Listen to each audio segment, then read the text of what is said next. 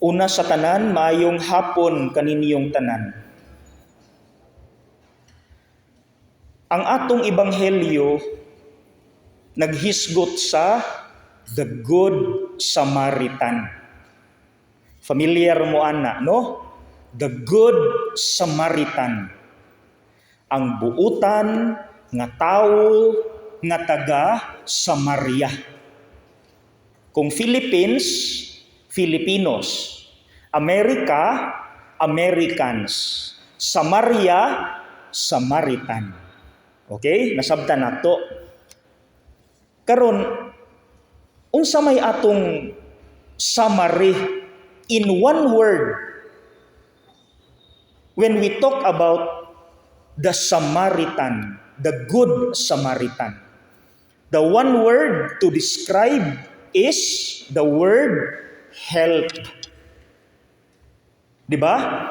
Kay sa ilang tulo nga nilabay sa tawo nga gitulis ug nabunog ug nasamad nga hapit nang mamatay, only the Good Samaritan ang mihunong ug mitambal sa tawo nga naghigda sa dalan.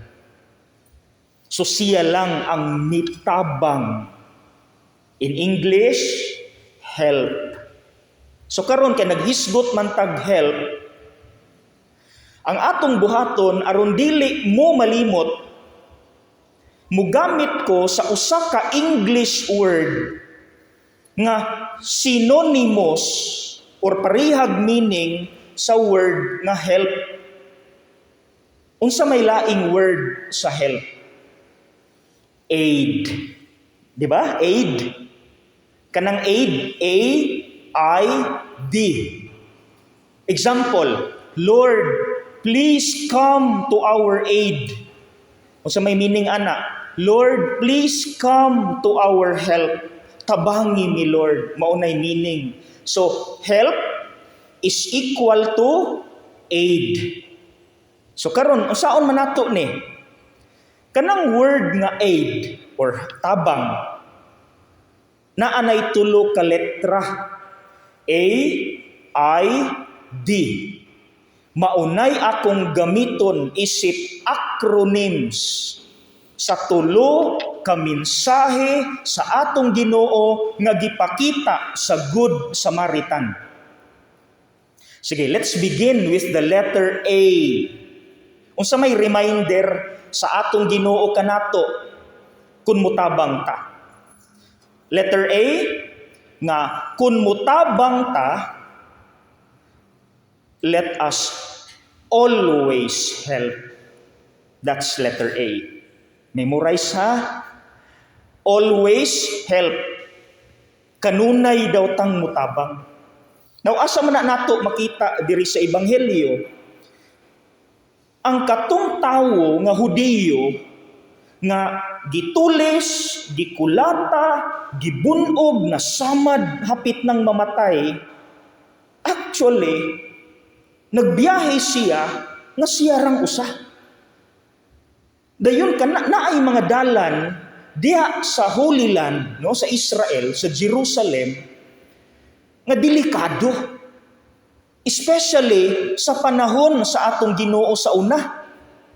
Ako, nagpasalamat ko sa Ginoo because I was blessed to visit Jerusalem ni adtong 2019. Ug tinuod biya gyud.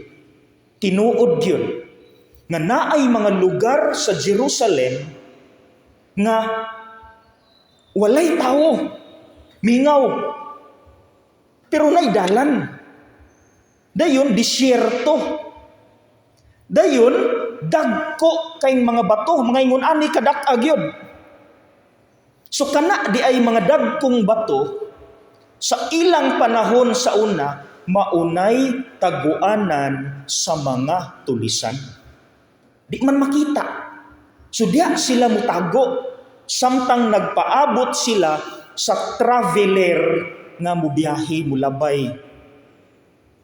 So ang ilang teknik sa mga travelers aron dili sila matulis, dili sila muagi nga sila rang usa.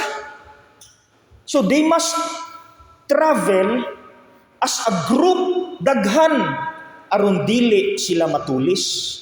So diri sa ebanghelyo katong gikulata, siya ray nagbiyahe usara. Mao tong kung kita mo ipaistoryahon, moingon gyud ta, tagam nimo. Imo man ang sala. Kabalo biya ka nga kung ikaw ray usa mo biyahe, tulison ka. Imo nang sala. So atong makasab-an tong gitulis. Pero mga igsuon,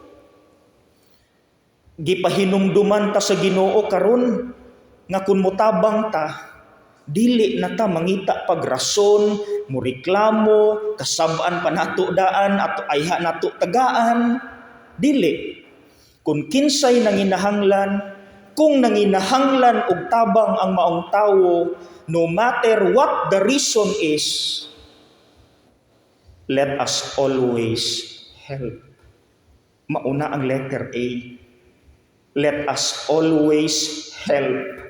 Kanunay tang mutabang. Kita manggod no, normally mga Filipinos, sige tag kadungog anak, nga basta na ay mangayo na tugtabang, kanang makililimos ba? Before nato tabangan, ato pang yaw-yawan gamay, di ba? Do you agree? Muingon pa ta nga, kadako ni muglawas. Pwede makang mutrabaho dong. Daghan patang interview. Pero ang giingon ni Kristo dire, kung mutabang ta, wala na ng interview. Wala na ng basulo nato, mga saba patadaan. Kundili, tabang-tabang. Kabalo mo kinsay nagpakita anak, ang pinakauna nga obispo nato sa Diocese of Dipolog, wala na mo kaabot, Bishop Felix Zafra. Mo na first bishop nato sa Dipolog. Nisunod dayon si Bishop Jose Manggiran, nisunod dayon karon si Bishop Severo Cairmare. Katos Bishop Zafra, sumala pa nilang Monsignor Agura, kani mga karaang pari nato. Sa iyang panahon, kutob sa naay muduol niya didto Bishop's House sa Sikayam. Bisan pagdakog lawas, bisan pag-unsay hitsura, basta mangayo niyang tabang, iya nang tagaan diritso. Walay istorya. Tunol sa tabang diritso. Mo nang ang mga pare, inig kakita nila, mureklamo silang bishop. Ingon sila, Bishop, nganong imo man tong gitagaan? Nga dako man tong lawas. Bishop, kita man ko ato. Sugarol man to. Kabalo mo si tubag ni Bishop Zafra, nangayo man, di akong gitagaan. Period. Walay dagang istorya. Mauna ang letter A.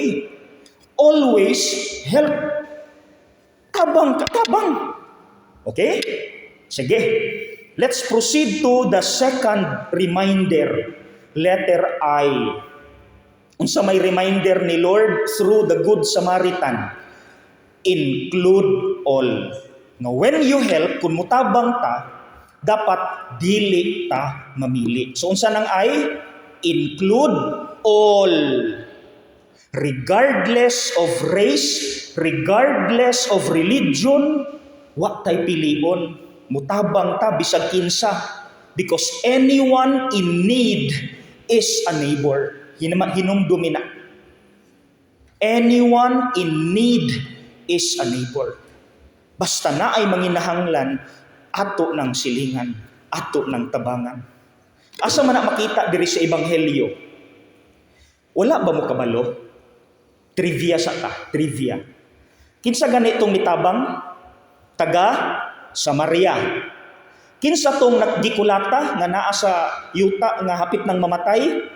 Taga Hudiyo, no? Hudiyo, so it means taga Jerusalem. For your information, kontra ng duha ka grupo. Kuha ninyo? Kontra na sila. Nga tungod sa ilang dumot, di gani sila kaako og tuto ay to ay. Na, grabe ilang dumot. Mga Samaritans ug mga Hudiyo, dili na sila amigo. And here comes Hudiyo nga hapit nang mamatay, Samaritan nga milabay, pero kay good person man siya. Iyang una-una, dili nako magtan-aw nga siya Hudiyo ug ako kontra. Ako siyang tabangan kay naginahanglan siyang tabang. Nang limbawot akong balhibo. Nakahinumdum ko.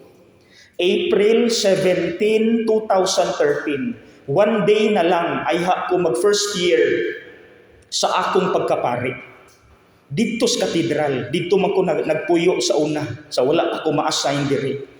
Usa ka hapon ni anak kana April 17, 2013 kay pagkaugma mag 1 year naman ko sa pagkapari, April 18, 2013. The day before, anang hapon, dito ko nag-istambay sa opisina, sa ubos sa katedral. Naay duha ka buok batan-on nga lalaki nga gikan sa Seventh-day Adventist. Unsa man ang Seventh-day Adventist? Mga Sabadista. Kanang mga Sabadista nga mga batan-on na maligya na silag libro kay para sa ilang pag-eskwela. So akong gi-interview, taga-asa man mo? Gibaligyaan ko nilag libro. Mahal ra ba? Gamay kay libro, 1,000 kapin. Mahal gyud. Ingon sila, taga Bukidnon mi pader. Aw sir, wa sila kailan ako nga pare. Wala sila kailan ako nga pare. Kay wa man ko nagsuot og pangpare, uran ra man ko, kay hapon man to. Para asa man ning inyong halin? Sir, para sa among pag-eskwela. Abi ninyo nga luoy kay ko gikumot akong kasing-kasing kay ang batan-on bitaw nga lalaki. Gubot na kaiyang buhok, gapilit na gitong iyang singot, guba kayo iyang sapatos, dayon huy-huy na kayo iyang abaga, kay kapoy na kay itong sinuroy tibuok adlaw, init pag yun to kaayo. Naluoy kay ko gikumot gid akong kasing-kasing. Wala na ko naguna-huna nga dili siya Katoliko. Kuha ko kwarta, nihatag ko 1,500, palit kog libro. Sus kay ni kahilakon man tong usa, niingon man nga, sir, salamat gid kay sir. Nahalinan ra gyud ni sir. Magamit gid ni namo sa pag-eskwela sir. Salamat gid kay sir. Sige sila bawo, sige sila duko. Sus kay labay man ang taga-katedral. Kaila man ako. Ni labay man na sa among tungod, niingon man nga may hapon pader. Di agduha ka batan-on na shock. Niingon, hala, pare di ay ka. Dito ko natandog kay niingon sila, abi nako malain sila ba? Ingon sila, Father, salamat kayo. Before mi mulakaw, panalangin ni bless us. Niduko sila sa ilang ulo, ako gapugong-pugong ragid ko sa kong luha. Kay ako dali ra mong kong muhilak, ako gisilang gipandungan. Pag humagpandong, nagpasalamat sila. Salamat kaayo sa blessing, Father.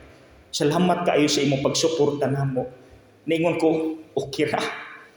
Pagsaka na ko sa taas, gahilak gid ko, gadangoy-ngoy gid ko, hilak gid ko kaayo. That is number 2. Include all. Di ta mamili. When we help, let us include everyone, regardless of religious beliefs. Okay? Ikatulo, D. Sa manang letter D. Do it. Kung mutabang ta, dili tataman lang anang halaluuya po nimo, oy, iampo ta ka. No, it's not enough to just say, I will pray for you. No. Kung mutabang ta, actual, practical, practice. Do it. Do not just say, I will pray for you. No, it's not enough to just pray for the person in need. We must act out. Mubuhat gyud ta. Sama sa Samaritan. Nga wala lang siya naluoy, iyag yung gitambalan ang samad sa maong tao. Mauna ang ikatulo. Do it. Okay?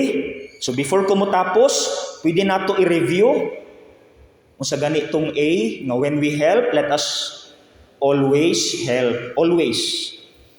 Letter I, when we help, let us include all. And number 3, letter D, when we help, let's do it. Aid, A-I-D. Aid is equal to help.